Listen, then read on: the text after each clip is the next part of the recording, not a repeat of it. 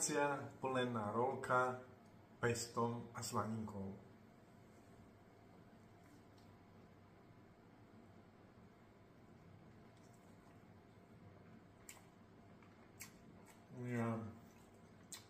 Poďte si to so mnou pripraviť. Kuracie vykostené stehná som si naklepal z obidvoch strán.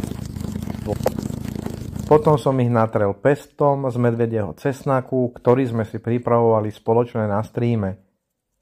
Následne som naukladal na to slaninku.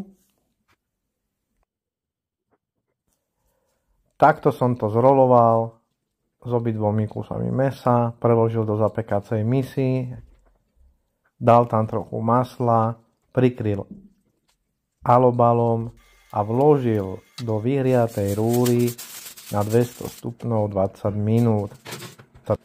Po 20 minútach som dal dole alobal a vrátil naspäť zapiec ešte na 20 minút. Po 40 minútach máme hotovo. Mäso je hotové, šťavnaté, môžeme si to ísť rozkrojiť. Takto to vyzerá, keď sa to rozkrojí a môžeme ísť servírovať.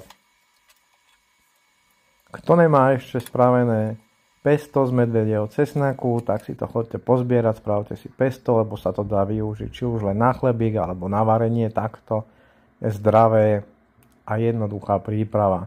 Ďakujem vám za like a prípadný follow. Čaute.